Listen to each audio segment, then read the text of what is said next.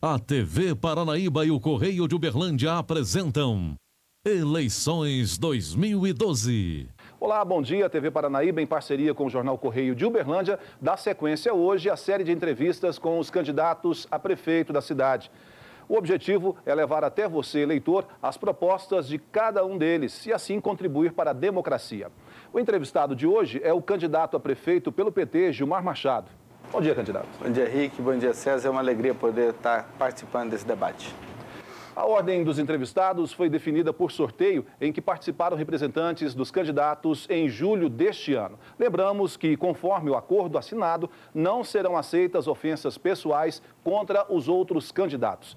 Participa comigo da entrevista o jornalista e coordenador de conteúdo da Algar Mídia, César Honório Teixeira. A Algar Mídia é editora do Jornal Correio de Uberlândia. Bom dia, César. Bom dia, candidato. Bom dia. Bom, esta entrevista é dividida em 3 blocos. Inicialmente, vamos conhecer o perfil do candidato Gilmar Machado. Gilmar Alves Machado nasceu em Cascalho Rico e tem 50 anos. É professor de História formado pela Universidade Federal de Uberlândia, casado e tem 2 filhos. Filiado ao PT desde 1981, foi um dos fundadores do partido em Minas. Iniciou sua vida política no Movimento Popular e em 1991 foi eleito deputado estadual, cargo que ocupou por 2 mandatos. Em 98 se elegeu deputado federal e está no 4º mandato. Em 92 e 2004 disputou as eleições para prefeito, mas foi derrotado por não chegar ao 2º turno. Em 2006, ocupou a presidência da Comissão de Orçamento do Governo Federal e incluiu no planejamento do governo Lula recursos para as duplicações das BRs 050 e 365 e ainda a implantação das unidades da UFO em Ituiutaba, Patos de Minas, Monte Carmelo, Araguari e a construção do Campus Glória. No Congresso Nacional, foi vice-líder do governo Lula, cargo que continua ocupando no governo da presidente Dilma Rousseff. Desde 2006, está na lista dos 100 parlamentares mais influentes do Congresso Nacional. Bom, candidato, primeiramente seja bem-vindo. Eu quero já começar falando da candidatura do senhor. O senhor vem aí de 2 outras eleições, essa é a 3ª disputa do senhor. A sua avaliação, o que o deixa mais qualificado para essa disputa, uma vez que dentro do partido do senhor tinha outros candidatos também? Em primeiro lugar, é que nós conseguimos construir. Tem 8 anos que eu tenho trabalhado, construído exatamente esse projeto para a Prefeitura de Uberlândia.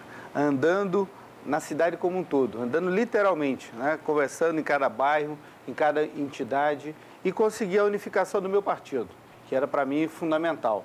Depois conseguimos construir um leque de partidos para nos dar também a segurança de que nós poderíamos fazer maioria na Câmara. Porque eu sei que para administrar uma cidade é fundamental também ter a maioria da Câmara, ajuda bastante. Então nós construímos um conjunto de partidos, um conjunto de coligações que hoje nos possibilitam disputar com chances reais de fazer maioria na Câmara. E ao mesmo tempo construímos uma equipe que hoje me dá condições de apresentar um programa claro, objetivo, de cada ponto da cidade, tanto da cidade, área urbana, quanto da área rural. Então, hoje, nós temos hoje projetos concretos que nós sabemos exatamente quanto é que custa e aonde nós vamos buscar esse recurso para que nós possamos viabilizar o que nós estamos propondo. Há 2 argumentos, candidato, usados pelos adversários do senhor como crítica e como ponderar no seguinte sentido, assim, o Gilmar é um bom candidato, mas, aí vem o mas, que são esses argumentos dos adversários, que seriam: primeiro, o senhor não teria o apoio do governo do Estado, que, portanto, Uberlândia voltaria aos tempos em que tinha dificuldade de relacionamento com o governo do Estado. E segundo, o senhor não teria uma equipe, isso, inclusive, o principal adversário do senhor, o deputado Luiz Humberto, falou aqui na entrevista, que o senhor não teria uma equipe, ele não falou isso, ele falou que ele tem a melhor equipe, né? O senhor não teria como formar uma boa equipe. Como é que o senhor vê esses 2 argumentos, essas 2 críticas à candidatura do senhor? Bom, em primeiro lugar, é de se estranhar, né, um comentário desse, já que dentro da minha coligação nós temos partidos, né, por exemplo, como o PSB, que hoje tem a Secretaria de Estado e que, pelo me conste, o governador não demitiu a secretária de Estado do PSB, né, que está na nossa base de apoio. Né? Não me consta que o governador também tenha demitido os secretários do PDT, são 2 secretarias que eles têm no governo do Estado. Ao mesmo tempo, também não demitiu ninguém do PPS, que também tem secretaria, nem do PV.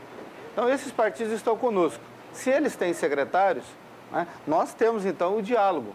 Então, o que nós estamos falando é real, não estou inventando. Se o governador tivesse demitido os secretários desses partidos, logicamente que aí sim eu poderia dizer que o governador não quer nenhum tipo de diálogo. Só que isso não aconteceu. Então, eu estou muito tranquilo com relação a isso. Entendo que é um erro esse tipo de campanha que diz que Uberlândia vive só com o apoio de um lado e sem apoio de outro. Essa é uma coisa superada, o Brasil mudou, a democracia está aí e todos os prefeitos têm que se relacionar, tanto com o governador quanto com o presidente da República, no caso agora a presidenta da República. Então, para mim, essa é uma questão, é um equívoco brutal, demonstrando o despreparo de alguém que quer administrar uma cidade do porte de Uberlândia. Que o Uberlândia não pode simplesmente dizer assim, eu não quero conversa com um governo. Como é que o Uberlândia vai fazer um negócio desse? Né? Nós não vamos querer Minha Casa Minha Vida, não queremos as duplicações das rodovias, não queremos o apoio da universidade. Então, eu realmente não consigo compreender. Né? Demonstra realmente uma imaturidade, um despreparo, mas isso cada um sabe o que faz. Com relação à formação da equipe? Equipe, eu particularmente pode ser que eu não tenha a mesma equipe que está aí, mas os meus secretários não vão fazer bico na prefeitura, todos os secretários terão que trabalhar, nenhuma empresa que vier para cá não precisa comprar consultoria de secretário nenhum que eu vou colocar, e ao mesmo tempo, nenhum secretário meu vai poder usar a prefeitura para fazer negócio, tá certo? Isso acontece hoje? As pessoas andam, é só dar uma volta na cidade e ver o nome das placas de quem estava na secretaria. Como cresceu em 8 anos. Isso no meu governo não vai acontecer. Nos últimos dias, candidato, nós temos observado que o discurso, a crítica do outro lado tem crescido. Fizeram comparações utilizando falas do presidente Lula e esta semana o discurso, vamos dizer que ele endureceu. A que o senhor atribui isso do adversário? O senhor acredita que agora ele está partindo para o ataque com o objetivo de tentar reverter a situação, uma vez que o senhor está na frente das pesquisas? Bom, em primeiro lugar, eu sou professor. Como professor, eu aprendi que nós temos que ter planejamento. Eu planejei essa campanha desde o início. Eu sei o que eu ia fazer no primeiro dia e sei o que eu vou fazer no último dia. E estou cumprindo exatamente o que nós planejamos. Primeiro, nós queríamos ter um arco de partidos que me desse maior tempo de televisão. Conseguimos realizar. Depois, queríamos ter o maior número de candidatos a vereador. Também conseguimos realizar. Depois, estamos fazendo uma campanha com propostas claras e objetivas que nós estamos apresentando à população. E vamos continuar. E organizamos de tal forma que nos últimos 15 dias nós vamos ter uma presença na rua muito forte com toda a nossa militância. Isso tudo, então, está planejado. E nós estamos executando. Cada um organiza de um jeito. E a crítica? E eu aprendi, como professor também, é o seguinte, não adianta o aluno, né, no dia tentar, ele tem 30 dias para estudar para depois fazer uma prova. Não adianta nos últimos dias ele se desesperar, querer ver todo o conteúdo de uma vez só. Ele não vai ter um bom resultado na prova. Então, tem que ter estudado cada dia. E eu fiz a minha campanha, estou fazendo dia após dia. E nós vamos ter o resultado no dia 7 de outubro, com muita tranquilidade. Então, eu me preocupo com o meu trabalho. Eu tenho um planejamento que eu estou seguindo. E cada um faz a campanha do jeito que deve, que ele acha que deve fazer. Então, o Luiz tem a campanha dele, o Gilberto tem a dele, eu tenho a minha. Tenho o meu estilo. E hoje, quem comanda e quem coordena e dá a linha da campanha sou eu. Mas e as críticas, especificamente, sobre, dizendo que o senhor está escondendo os aliados... os 8 bilhões que não teriam vindo para Uberlândia, essas críticas que estão sendo feitas. Né? Primeiro é o seguinte, cada um coloca, né, o programa eleitoral, quem monta sou eu. Então, eu sou o candidato, certo? Tem gente que não pode controlar o programa. Ele não tem força para dizer o que ele quer. Eu não. Eu sou o candidato, tenho o controle da coligação, eu defino as regras, tá certo? E eu vou ser o prefeito da cidade. Então, é por isso que eu tenho condições de colocar e eu vou colocar da minha forma, do meu jeito. Mas ninguém especificamente vai impor, sobre essa cifra de 8 bilhões. Ninguém vai me impor de fora o que eu devo fazer, certo? Como eu também não estou muito preocupado, tá certo? Pode copiar, pode copiar o que quiser, tá certo? Eu sou professor e aprendi. Tem aluno que, como não tem conhecimento, ele tem que copiar. Isso faz parte da vida. E eu vou continuar o meu trabalho com muita tranquilidade, apresentar minhas ideias e deixa o pessoal falar. com relação aos 8 bilhões, está sendo questionado esse montante, usaram até uma fala do presidente Lula falando de 2 bilhões e não sei quanto. Meio. Como é que o senhor chegou nesses 8 bilhões de investimento do governo federal em Uberlândia? Então, primeiro é bom usar a fala do presidente, o presidente falando de rodovia. Foram 2 bilhões e pouco de rodovias, tá certo? Demonstrando, infelizmente, né, o desconhecimento da peça orçamentária, desconhecendo realmente o que é, né, as verbas que chegam aqui. O governo federal não investiu só em rodovia na nossa região, tá certo? Seria bom eles falarem do Minha Casa Minha Vida, que foram quase 2 bilhões. É só calcular 25 mil moradias a um preço, né, de 40 a 50 mil cada casa. Mas isso não é financiamento? Não é o cidadão que, no final das contas, paga? Mas a lei, quem votou a lei? Foi o projeto do presidente Lula com a nossa participação. Eu estou dizendo que foi recurso do governo federal. E isso eu posso dizer a mesma coisa. Então, ninguém pode dizer que o governo do Estado... eu não estou questionando se ele está dizendo se trouxe verba do governo do Estado ou quanto que foi, tá certo? Então, esse, para mim, é um direito que eles têm, como eu tenho. E eu quero que eles discutam se realmente isso chegou ao Uberlândia ou não. Quanto é que foi do Pronaf? Quanto é que foi do Reúne? Porque esses são dados que eu conheço de Uberlândia, eu ando em Uberlândia, eu conheço a realidade e conheço o orçamento, né? Eu estou pronto para discutir a hora que ele quiser. O problema é que falta a eles, às vezes, por exemplo, pôr num programa 8, falar só de rodovia, é o desconhecimento que Uberlândia tem saúde, tem o Hospital de Clínicas da UFO, tem o Reúne que veio para cá, tem o Minha Casa e Minha Vida, tem os programas sociais que a ministra Tereza Campelo veio aqui. Então, eu estou muito tranquilo, todos os números que eu tenho, eu sei quanto é que veio do governo federal em cada área. Essa é uma coisa que, em Brasília, eu cuido de um orçamento de quase 4 trilhões. Então, domino com muita tranquilidade e estou pronto para fazer o debate. A oportunidade do debate é dia 1º de outubro, aqui mesmo na TV Paranaíba. Vai ser excelente para a gente até esclarecer mais isso e deixar a população bem atenta sobre o assunto. Candidato... E é bom no debate porque aí não vai ter, não tem ninguém para se escorar. Cada um vai ter que se apresentar. Tá certo. Candidato e o César, eu vou pedir um instante para a gente poder ir até os comerciais e daqui a pouco a gente volta. Você está assistindo a entrevista Eleições 2012, um programa especial aqui da TV Paranaíba em parceria com o Jornal Correio. Nós voltamos daqui a pouco.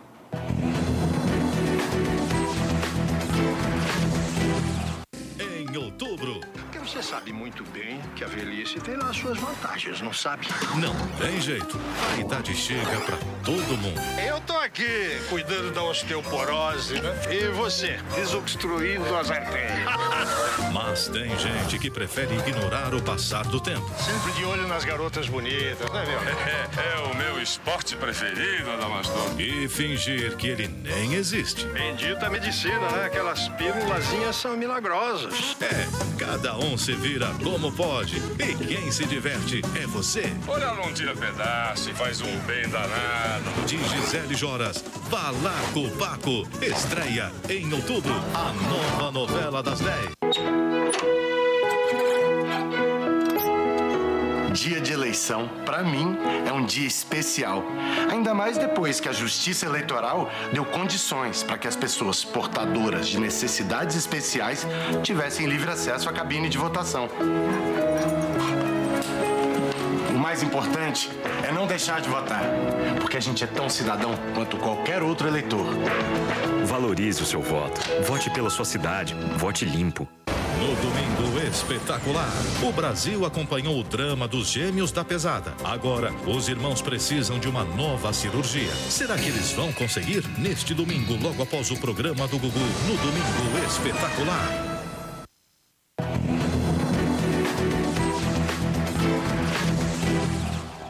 Estamos de volta com Eleições 2012, um programa especial produzido pela TV Paranaíba em parceria com o Jornal Correio. Hoje entrevistando o candidato a prefeito de Uberlândia pelo PT, Gilmar Machado. Participa também deste programa o jornalista César Honório Teixeira, ele que é o coordenador de conteúdo da Algar Mídia, empresa que edita o Jornal Correio. Bom, para a gente dar sequência neste bloco do debate, nós vamos trazer o assunto educação, que foi um tema escolhido por sorteio feito com a participação das assessorias dos candidatos em julho deste ano, em reunião definida, inclusive, na data, a data que seria a entrevista de hoje. Entre as dificuldades enfrentadas pela educação municipal, hoje estão a falta de vagas nas creches e o índice de reprovação que está acima do verificado no Estado, o que pode implicar na nota do IDEB. Acompanhe na reportagem de Marcelo Calfá e João Batista Filho. A Aline é mãe de Carlos Henrique, de 1 ano e 8 meses. Auxiliar de produção, ela divide os cuidados do menino com o marido, que é vigilante. Isso porque não conseguiu vaga na creche perto do Jardim Europa, onde mora, na zona oeste de Uberlândia. E a procura começou há bastante tempo. Desde quando ele nasceu, quem está tentando a creche, porque a gente precisa trabalhar, não tem quem deixar e pagar, a gente não dá conta. E desde quando ele nasceu que eu estou tentando, até hoje nada. A manicure Luciele enfrenta o mesmo problema, só que no bairro Shopping Park, na Zona Sul. Sem vaga para os filhos Isaac e Débora, o jeito foi deixar o emprego para ficar com eles em casa. Fica assim, impossibilidade de trabalhar, porque com quem que vai deixar? Porque também a gente não confia em ninguém. Sozinho não pode deixar. Não, eu fico sem trabalhar. Segundo dados do IBGE, pelo menos 30% das crianças brasileiras que têm até 6 anos não conseguem vagas em escolas públicas. Uberlândia tem 60 EMEIs, que são as escolas municipais de educação infantil. 16 delas foram construídas ou abertas em prédios alugados nos últimos 8 anos. Ao todo, elas atendem cerca de 16 mil crianças, mas outras 3.500 esperam na fila por uma vaga. A educação infantil em Uberlândia, para poder atender adequadamente a população, ela terá que ampliar em pelo menos cerca de 3.000 vagas para atender a todas as crianças e, para isso, precisará de investir na formação de profissionais para essa área e na capacitação e qualificação de profissionais, além da contratação de novos professores. Uberlândia tem ainda 37 escolas de ensino fundamental na zona urbana e 13 na zona rural. Nos últimos anos, a cidade recebeu investimentos do governo de Minas para a construção de novas escolas nos bairros mais carentes, Morumbi, São Jorge e Shopping Park. Mesmo com os investimentos, o ensino na cidade ainda divide opiniões. É médio, sem melhorar. Melhorar mais, melhora muita coisa, né? As escolas são boas, né? São vários professores maravilhosos, né? Vim de São Paulo e o estudo lá é muito mais melhor do que o daqui. A municipal eu gosto. A educação a nível estadual vem se mantendo, mas a nível municipal vem caindo pouca qualidade.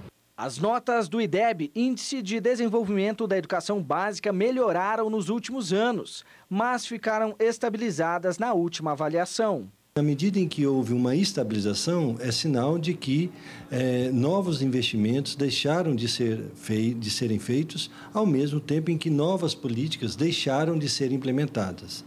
Para o especialista, o ensino integral, aquele que o aluno fica todo o dia na escola e tem aulas teóricas e práticas, deveria ser a próxima meta do planejamento educacional do município. O educando, seja ele uma criança, jovem, adolescente, adulto, participando de uma escola de tempo integral, possa ali experienciar vivências educativas e pedagógicas no campo do ensino, do conhecimento, da ciência, mas também da cultura, do esporte, da arte, de modo a ter uma formação integral numa escola que tenha condições de oportunizar isso, que seria a escola de tempo integral.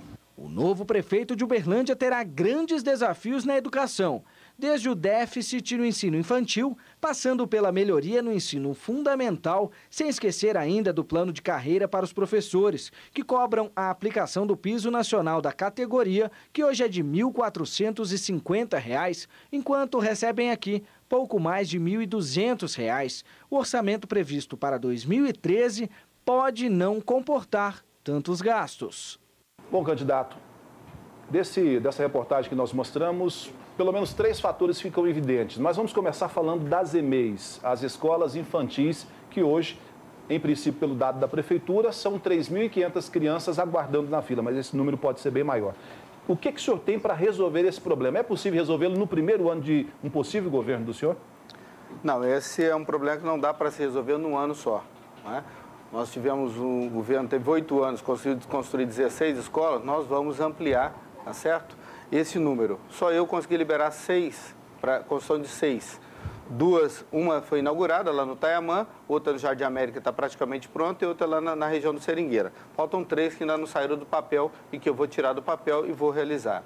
Além disso, o deputado Wellington Prado e Elismar liberaram mais 8, que também nós vamos executar a construção, para diminuir, amenizar o problema. Lógico que uma escola dessa você leva de 6 meses a um ano para conseguir concluir. a essas escolas. Então, portanto, não dá... Seria irresponsabilidade minha dizer que... Mas em quanto tempo o senhor acha que consegue começar a construir? Para começar para começar imediatamente, porque o dinheiro já está aqui. O governo federal já liberou o recurso, são emendas nossas. Então, isso é rápido, é só o processo de licitação. Por que o senhor acha que não começou, então, se o dinheiro já está aí? Cada um tem prioridades, né? Cada um tem as suas prioridades. Para mim, a educação vai ser uma coisa fundamental.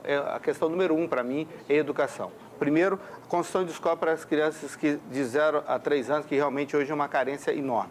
Segundo, valorizar os professores, pagar o piso salarial, né, que é eu votei no piso salarial, e muita gente faz confusão. O piso salarial é de 1.451 para uma jornada de até 40 horas. Não quer dizer que é 40 horas. E 1.451 é para quem tem apenas o segundo grau, a antiga normalista, tá certo? Quem tem curso superior tem que ter carreira e, logicamente, que esse valor é muito maior. E hoje quanto o professor ganha, para quanto que então irá para 1.450?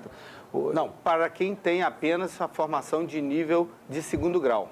Quem tem curso superior, aí você tem. Aí que nível superior você tem licenciatura curta, licenciatura plena, especialização. Então isso tem que ter uma carreira e tem que ter um plano. É isso que os professores hoje querem. Querem alguém que converse com eles, que dialoguem com eles, que tenha uma mesa permanente de negociação para a gente poder cuidar desse processo. Mas tem orçamento para chegar nesse piso? O governo federal, hoje, Uberlândia recebe mais recursos do que coloca efetivamente. Porque como é que é feito o Fundo de Financiamento da Educação Básica, que eu ajudei a votar?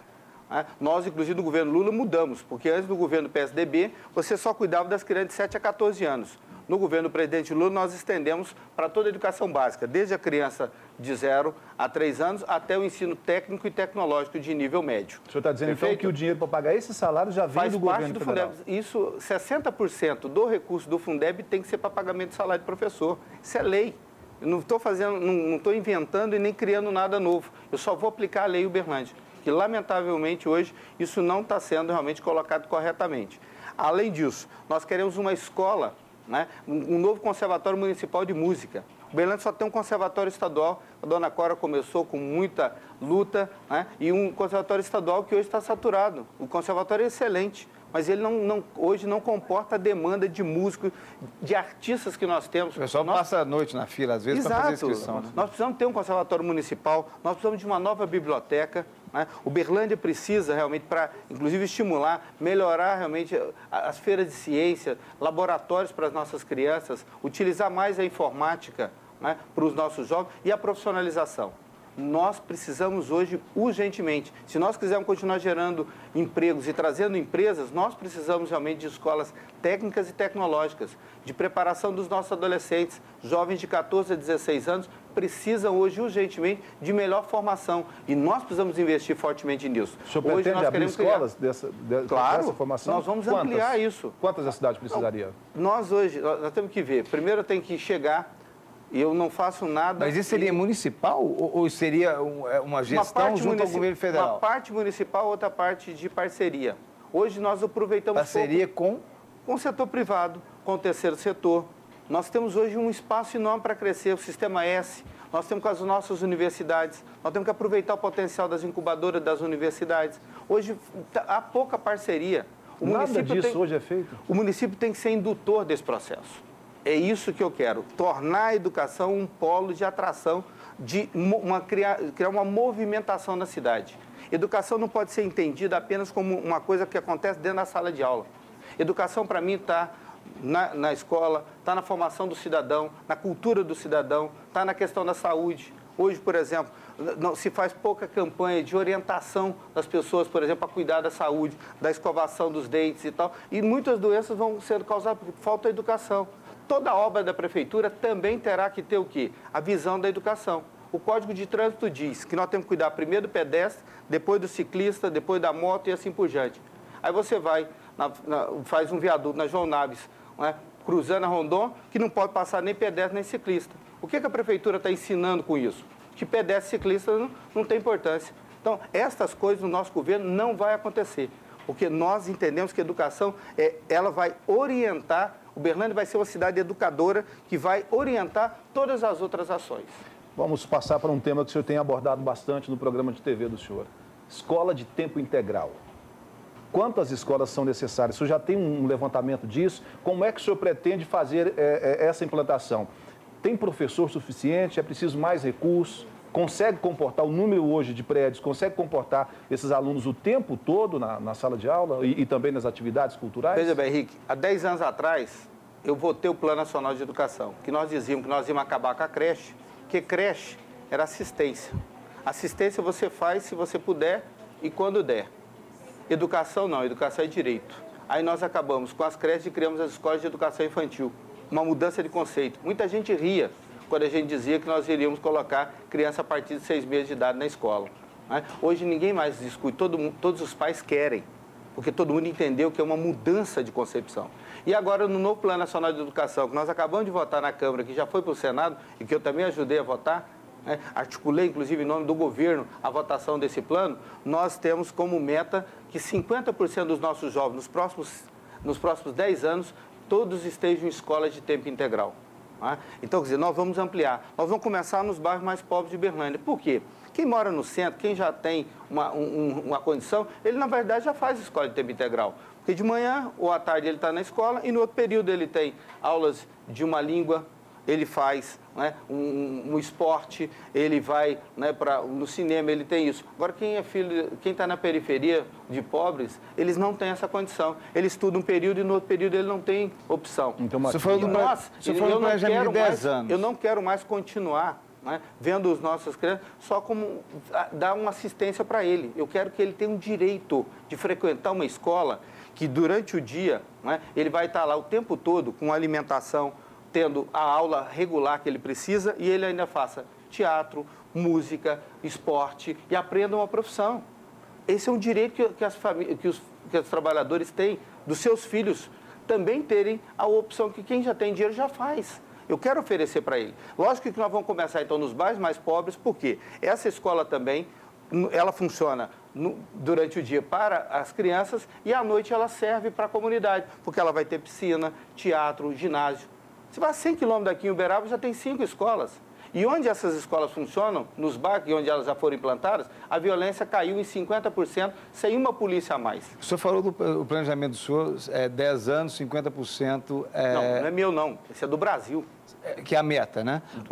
Mas o mandato de 4 anos. Nesse mandato de 4 anos, o senhor espera, se o senhor for eleito, construir quantas escolas? Pelo menos uma escola por ano eu quero construir em Uberlândia, com esses equipamentos, porque a escola tem que ter... É uma escola completamente nova. Completamente nova. Não dá para adaptar uma, por exemplo, que existe hoje? Não, porque ela precisa ter todos esses equipamentos que eu coloquei e que a comunidade depois vai utilizar. E, além disso, nós vamos melhorar as estruturas que hoje nós já temos, tá certo? Para que os trabalhadores tenham. Então, a escola deve ter... Tem alguma região que você já definiu? Qual que seria a primeira região? Para o aluno, não é para o professor, porque hoje também... O pessoal começa a aproveitar e diz, o professor vai ficar o dia... O professor vai cumprir a jornada dele. Outro professor dá continuidade. O tempo integral é para o aluno, tá certo? O professor tem a jornada, cada um tem a sua jornada para poder exatamente cumprir. Esta é uma coisa que o Brasil não tem volta. E aí você me diz, de onde é que você vai conseguir financiar?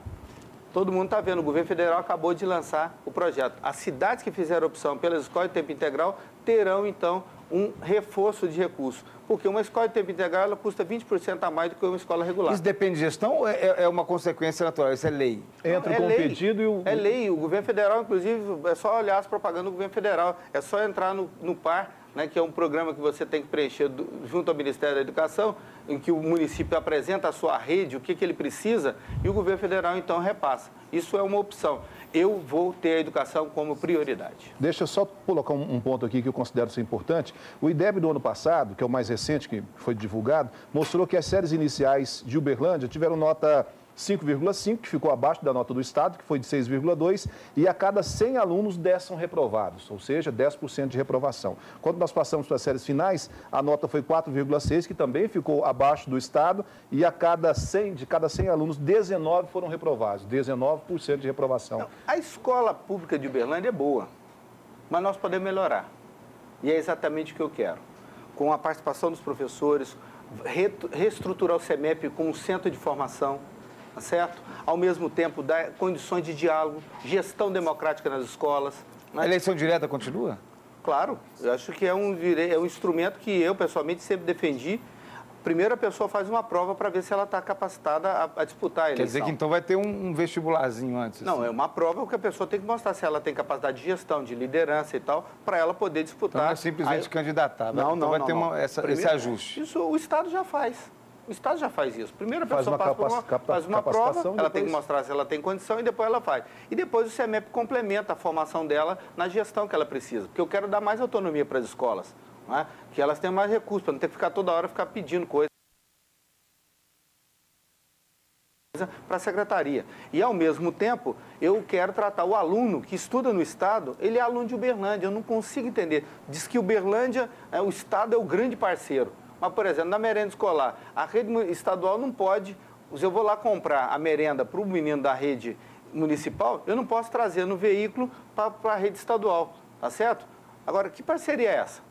Então, eu vou tratar o aluno, tudo que eu puder fazer para ajudar o aluno também que está na escola do Estado, porque eu não consigo entender. Quem estuda no município ou no Estado, todos são alunos de Uberlândia. Não me importa, ele está numa rede diferenciada. Porque eu sou da educação, sempre trabalhei. A educação, ela trabalha como uma rede. Tem que ter associação. A LDB diz isso, o Plano Nacional de Educação diz isso. Você tem que trabalhar em cooperação. E isso eu vou fazer. Vamos seguir, vamos trocar um pouquinho o tema, César, vamos falar um pouquinho sobre cultura. Algo no programa do senhor me chamou muito a atenção, que o senhor tem falado aí sobre a Arena da Cultura. Como é que vai funcionar isso? Arena multiuso. Como é que vai ser Hoje em dia você não pode fazer um negócio para ficar só parado. Você vai, está lá no estádio Parque do Sabiá, bonito, legal, só que hoje em dia você não usa mais isso. Você tem arenas, né? A arena do Aroeri, você arena o Sabiazinho do calçado. Você tem que fazer o quê? Alguma coisa que funcione o quê? Ali possa acontecer várias coisas. Nós precisamos ter o quê? O Uberlândia precisa de um espaço de grandes eventos. Você vê o Camarote, tem que terminar mais cedo, porque ninguém vai ficar também ser incomodado com a questão do som. O pessoal vai fazer carnaval, ninguém aguenta mais ali na Monsenhor Eduardo, o pessoal do bairro Martins, do bairro Brasil, e ali não é o espaço correto também para fazer essas atividades. Então, nós temos que ter uma arena em que você possa ter todos os grandes eventos de Uberlândia. E Uberlândia precisa também atrair. Nós somos uma cidade que tem uma musicalidade fantástica, grandes artistas, e nós podemos, então, também atrair para o nosso turismo grandes eventos. Nós já tivemos aqui em Uberlândia muitos eventos que tiveram que parar, né? Você tinha... Falta de espaço. Mas o maior desafio não é levar a cultura para os bairros, deputado? Não, são três coisas que nós temos que fazer. Primeiro, nós temos que ter essa arena, que foi a pergunta, não é? Porque ela vem para grandes eventos. Nós queremos ter ali arrancadas, ciclismo, corrida de biciclose. Vamos ter vários eventos e show gospel, né? Trazer o Raléu todo ano para Uberlândia. Então, ter várias coisas que nós podemos criar para Uberlândia no roteiro de grandes eventos, tá certo? E, ao mesmo tempo, nós temos que ter o quê? Também as escolas de música que nós queremos fazer também, aproveitando os bairros da cidade. E, ao mesmo tempo, apoiar, ter uma relação, de fato, com o terceiro setor, para que nós possamos estimular espaços culturais em vários locais. Como quero também fazer, aproveitar as áreas, as sedes das fazendas, dos assentamentos, que são antigas, e elas têm espaços, né, para apresentações de música e teatro, porque não é só na zona urbana que nós precisamos. Na zona rural também nós temos que levar música, teatro, dança, eles também têm direito. E nós queremos exatamente estimular esse processo.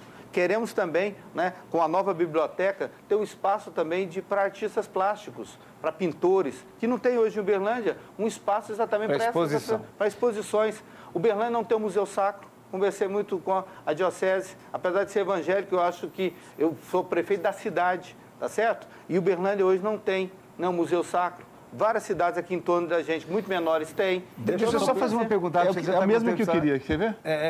Os museus de Uberlândia, de maneira geral, eles fecham no final de semana, no domingo, no sábado, que é justamente, eu digo, o cidadão... Eu sou professor de história. É uma coisa que eu não consigo entender. Nós vamos ter uma outra mudança. O museu tem que estar interagindo com a sociedade. E tem que Quer dizer que os museus vão passar, a senhora foi eleita a funcionar, então, não só final de semana, nós vamos ter um processo permanente dos alunos de visitação, de orientação. Né? Nós precisamos mudar o conceito. E o museu não é algo parado, estático, não é só para ver peça, não. Ele tem que ter uma programação permanente, né, de atualização, de formação e de capacitação também das pessoas. Candidato, antes da gente ir para o intervalo, eu gostaria de saber do senhor o seguinte: Grande Otelo, foi a polêmica da semana passada que a gente perguntou, e dessa, o que o senhor pretende fazer? Tem um projeto para a construção de um novo, tem um projeto para a recuperação. No eventual governo do senhor, como é que o senhor vai tratar isso? O Teatro Grande Otelo volta. Com a estrutura que está lá, se for possível utilizar, será utilizada. Preferencialmente a estrutura que está lá ou não? Se não tiver, se a estrutura já estiver comprometida, não puder, porque infelizmente deixaram acabar, e isso é uma coisa que eu não vou permitir mais que aconteça em Uberlândia, deixar os prédios públicos deteriorar, né, uma incapacidade, né, uma incompetência, né, que deixa um prédio chegar naquele estado. Nós não vamos permitir que isso aconteça mais em Uberlândia. Agora, se ele tiver condições, vai ser daquele jeito. Se não, nós temos as fotos, vamos refazer exatamente como ele era, tá certo? E vamos devolver para a nossa comunidade. Você está assistindo ao Entrevista Eleições 2012, um programa especial produzido pela TV Paranaíba em parceria com o jornal Correio de Uberlândia. Hoje entrevistando o candidato a prefeito pelo PT, Gilmar Machado. No próximo bloco, nós vamos falar sobre segurança pública. Vamos fazer um breve intervalo. Voltamos em instantes.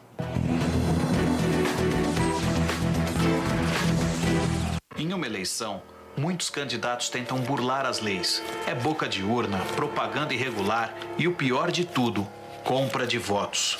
Eles oferecem eletrodomésticos, prometem emprego, dão dinheiro e até dentaduras.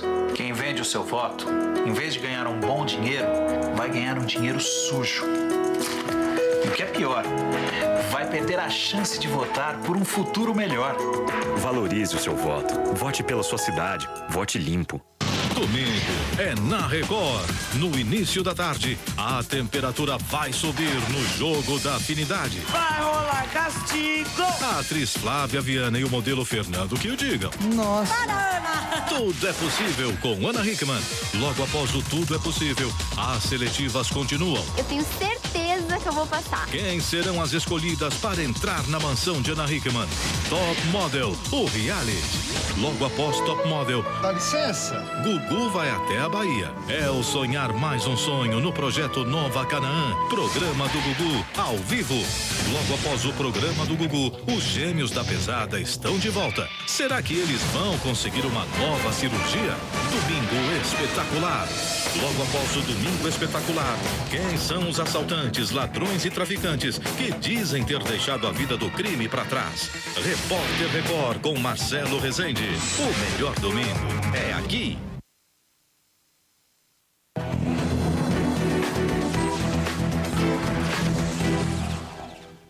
Estamos de volta com o Entrevista Eleições 2012, um programa produzido pela TV Paranaíba em parceria com o jornal Correio de Uberlândia. Hoje entrevistando o candidato a prefeito da cidade pelo PT, Gilmar Machado.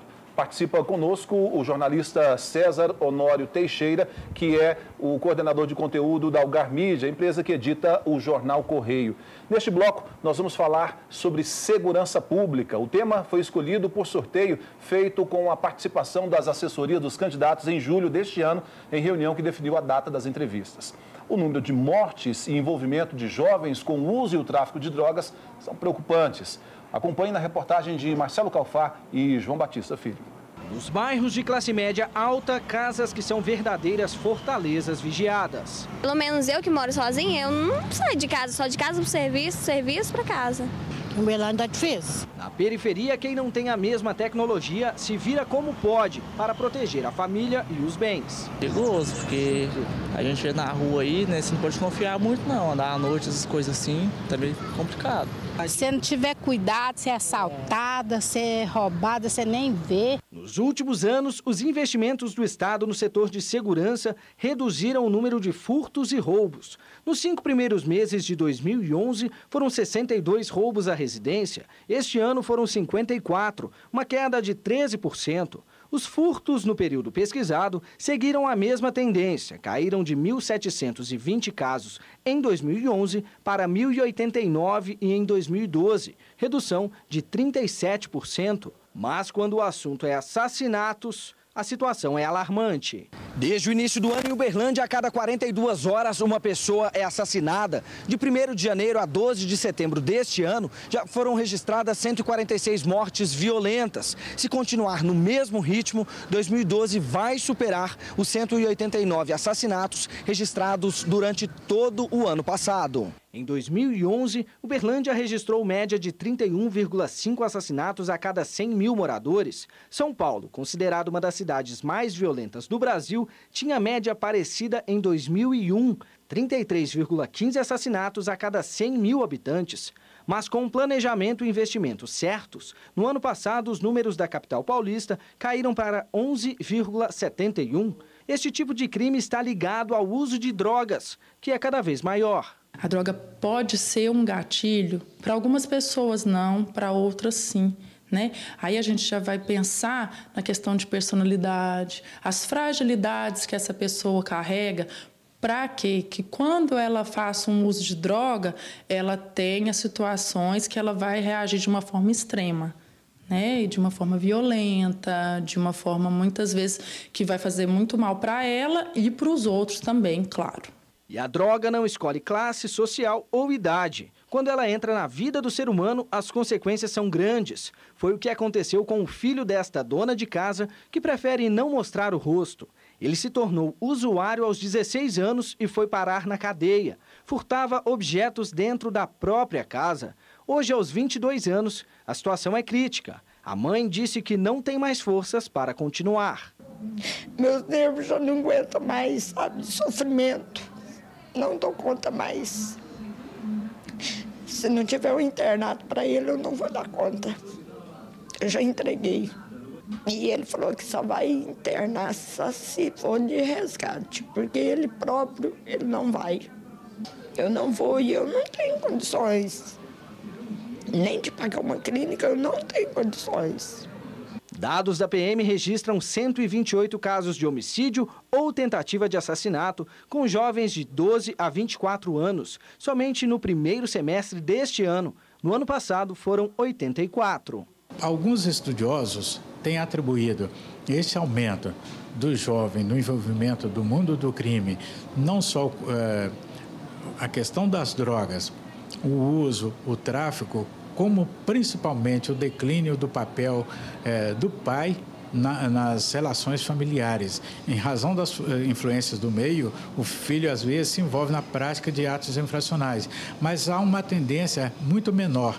Agora, aqueles em que a família, de alguma maneira, negligencia, de alguma maneira, descuida no papel de pai e de mãe, há uma perspectiva ou uma tendência muito maior desses jovens serem seduzidos muito facilmente, principalmente por traficantes. Para conter o avanço das drogas sobre os jovens, a Prefeitura criou a Secretaria Antidrogas em março deste ano. Oficinas, cursos e palestras dão orientações, mas com um orçamento de apenas R$ 6 milhões, a maior parte é destinada ao pagamento do salário dos funcionários. Falta dinheiro para ações mais elaboradas. Quando disputava a reeleição em 2008, Odelmo prometeu criar a Guarda Municipal para auxiliar na segurança, mas a proposta não saiu do papel. Procurada, a Prefeitura disse que não falaria sobre o assunto. Bom, candidato, esta é uma realidade que assusta. O número de mortes até esse momento em Uberlândia, a cada 42 horas, uma pessoa é vítima de morte violenta. E as autoridades dizem o seguinte, que essas mortes resultam, né, das drogas, porque a droga tem sido aí a principal porta de entrada para a violência. Envolve o jovem e o jovem, consequentemente, está aí, a maioria dos adolescentes findam sendo vítimas da violência, da morte violenta.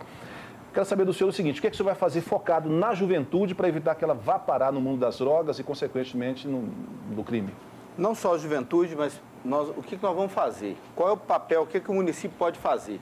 O município também tem a sua responsabilidade e tem que assumir. E para a gente poder cobrar dos outros. Primeiro, vamos tirar a Guarda Municipal do papel, que a Lei Orgânica do município de 1989 já tinha definido que nós teríamos uma Guarda Municipal.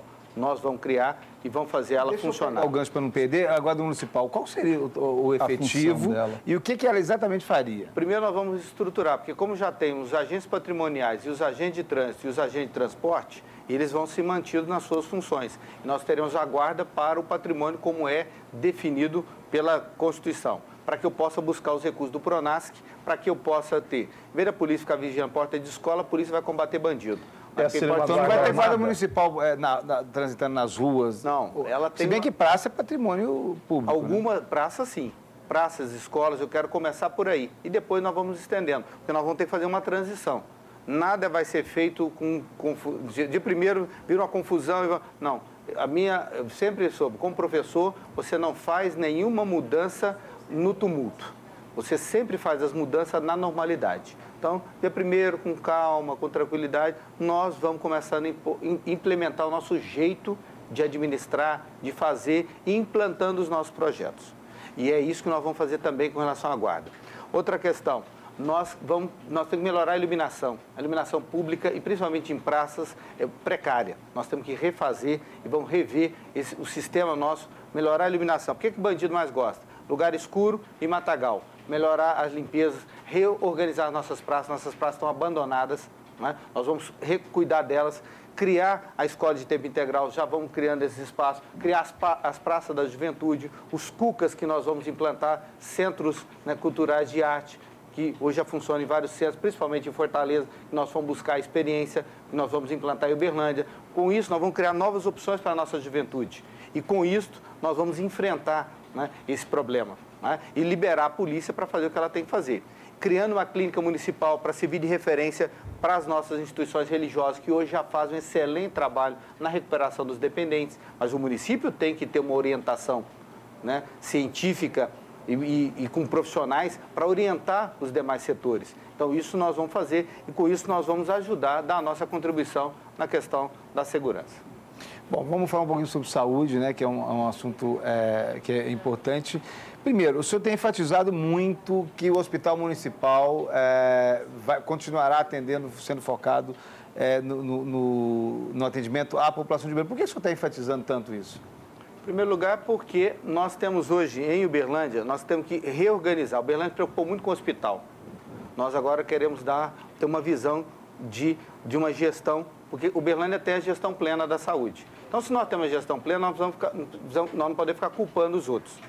A gestão é plena do município. Se a gestão é plena, a responsabilidade é do município. O que o município autoriza, a responsabilidade é dele.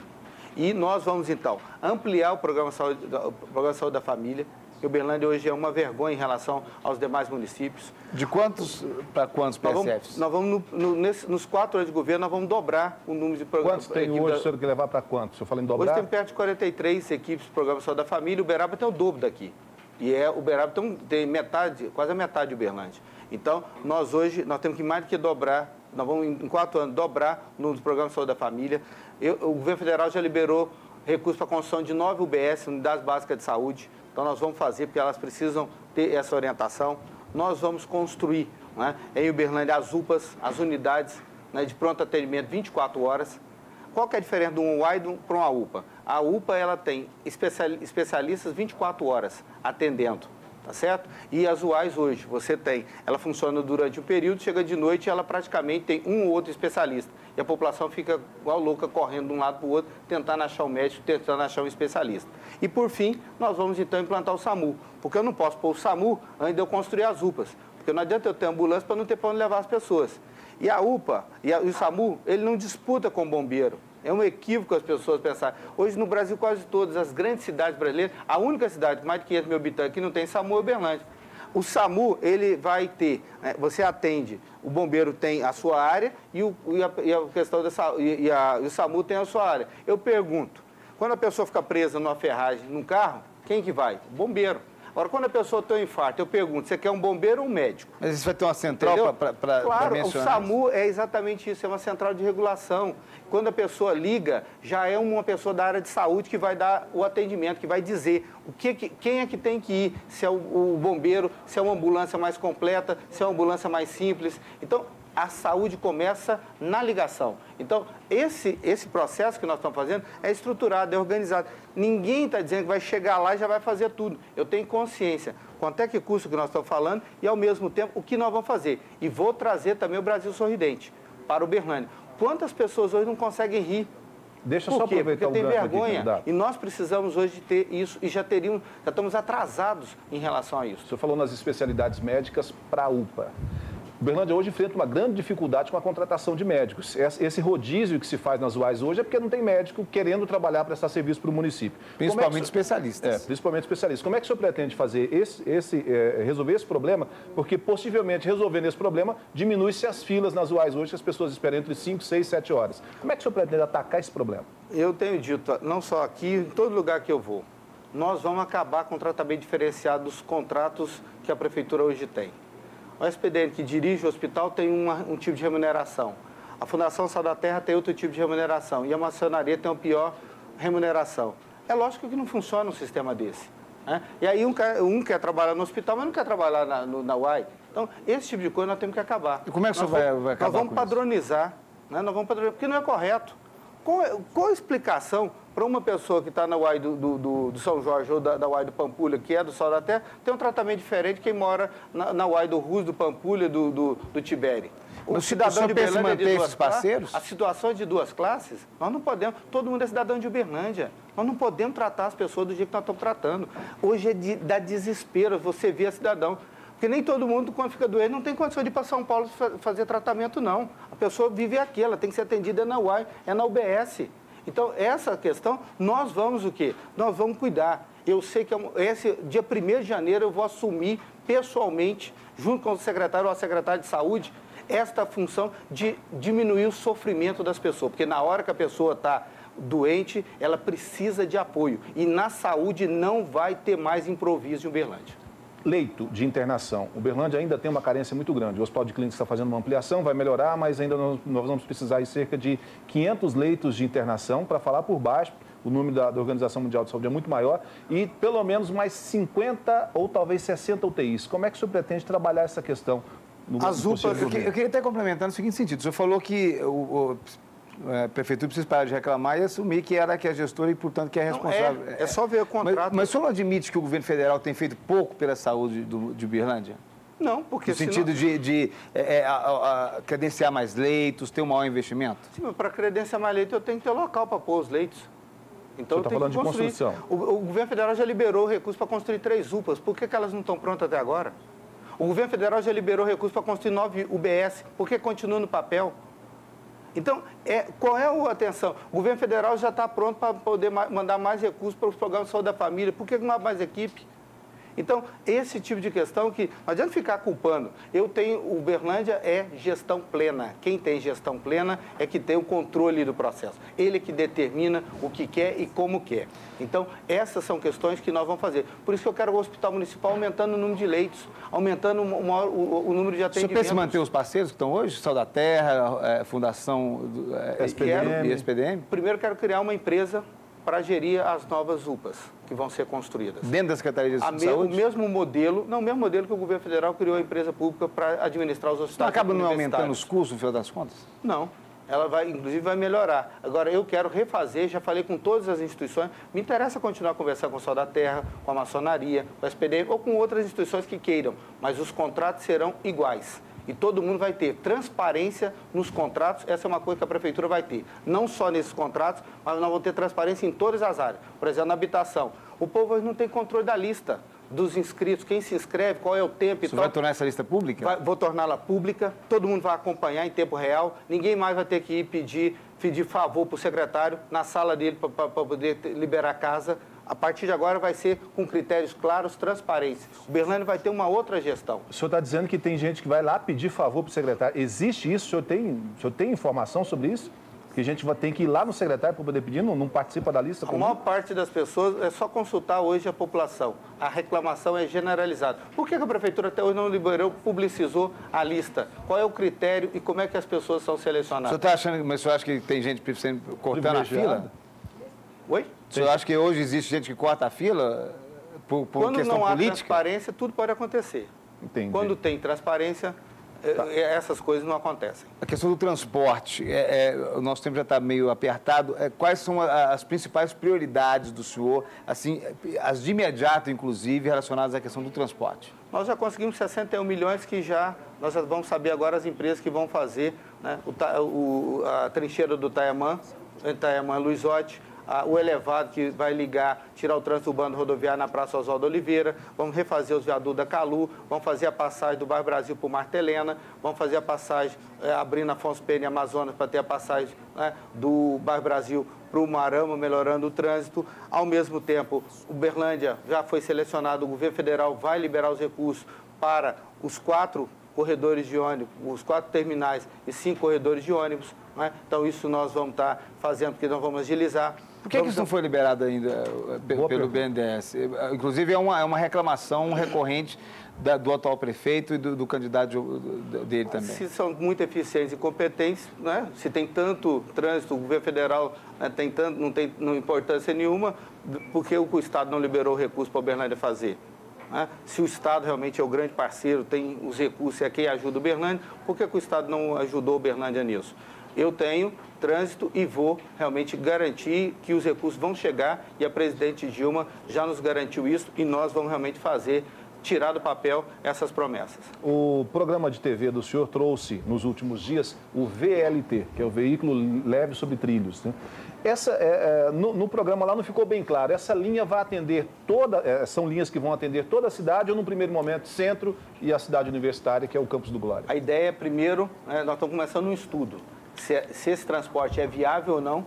Pode ser que não seja. Pode ser que não. Então, nós colocamos recursos na universidade, o Wellington Prado também nos ajudou, colocando recursos na UFA, a UFA está fazendo o estudo, o Uberlândia vai ter que um dia chegar nesse transporte. Então, nós já estamos nos antecipando, dando a nossa contribuição, e se realmente for viável, nós vamos, então, também implantá-lo ainda no nosso governo. A nossa ideia é começar do campus, logicamente, para o centro. Eu queria saber uma outra proposta que chamou muita atenção, confesso até que fiquei surpreso de uma proposta relacionada a criar um frigorífico de peixe. Eu, para te falar a verdade, não sabia nem que tinha produção de piscicultura na região suficiente para isso. Não só Uberlândia, mas Nova Ponte, Iraí de Minas, várias cidades. Nós podemos ampliar. O que nós temos de lagos aqui, de represa aqui... Mas isso não é um município que faria, senhor fomentaria, arrumaria um investidor, claro, isso seria uma parceria público-privada. No Ministério da Pesca, hoje nós já temos apoio. Quem quiser entrar nisso, o Ministério da Pesca ajuda, né, para estimular, dando incentivos e tal, para quem vai abrir esses frigoríficos, como abrimos agora, foi aberto um agora em Mato Grosso do Sul, que está atendendo, inclusive, a região de Carneirinhos e São Francisco. O pessoal vai para Mato Grosso do Sul, porque Minas não abriu ainda. Então, nós queremos, porque isso é fundamental. O peixe é um elemento saudável, né, que nós temos muita represa aqui que podem ser utilizadas. Hoje tem pessoas que mexiam com gado, estão mexendo com peixe e ganham mais dinheiro. Tá certo? E ele pode ser reaproveitado em muitas coisas. Então, nós vamos realmente tornar isso real. Então, tem produção na região suficiente para movimentar um frigorífico? A região hoje clama por isso. E eu quero ser um prefeito que vai ter... Uberlândia vai ser uma cidade polo, vai ser uma cidade regional, não vai ter medo de assumir essa função. E eu vou para dentro da ANVAP.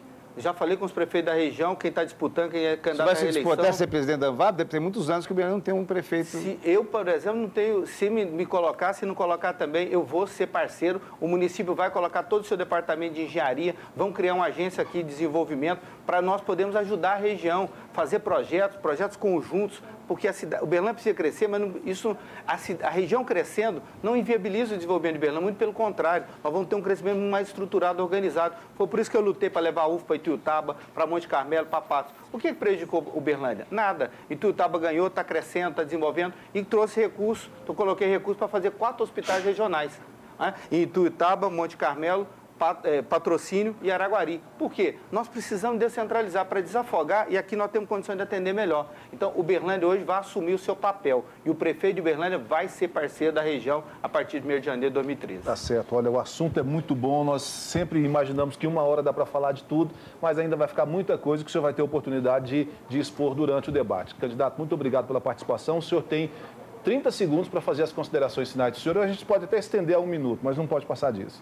Não, eu quero agradecer, Henrique e César, essa oportunidade, né, que é a unanimidade de poder falar com a cidade, falar com a região. E dia 7 de outubro, gente, vocês têm 3 opções. Ou eu, ou Luiz, ou o Gilberto. Não vai ser Lula, não vai ser Dilma, não é Aécio, não é Anastasia, não é Odelmo. Vocês só têm os 3. E vocês sabem, me preparei, tenho uma proposta clara e objetiva e serei o prefeito dessas cidades, se Deus quiser, e com o apoio de cada um de vocês. Então, no dia 7 de outubro, conto que vocês realmente examinem. Vocês têm 3 opções e vocês com certeza, vou escolher aquele que estiver mais preparado para ser realmente o prefeito dessa bela cidade, para que Uberlândia, de fato, possa seguir em frente. Valeu, muito obrigado. Obrigado. César, obrigado também pela sua participação. Obrigado. Acho que, né, reforçando de novo que nossa intenção aqui é, de fato, a gente aborda as questões políticas, acho que isso também é relevante, mas é principalmente levar as propostas dos candidatos. E já fica aqui o convite, 1º de outubro, à noite, não temos horário ainda, mas 1º de outubro, o debate TV Paranaíba Correio de Uberlândia. Vou adiantar que chegou para a gente essa informação. Já temos horário. Acabou de nos informar aqui, vai ser às 11h15 da noite. 11h15, 23h15, portanto, o debate Correio de Uberlândia, TV Paranaíba, no dia 1º de outubro. Tá certo. Então, com o senhor aqui, naturalmente, né, candidato? Com certeza. Obrigado aos dois. E assim nós encerramos a entrevista Eleições 2012 deste domingo, um programa especial produzido pela TV Paranaíba em parceria com o jornal Correio de Uberlândia. Na semana que vem, o entrevistado será o candidato a prefeito da cidade pelo PSTU, Gilberto Cunha, que vai falar sobre as propostas e os desafios. Tenham todos um ótimo domingo. Nós esperamos você. Até lá.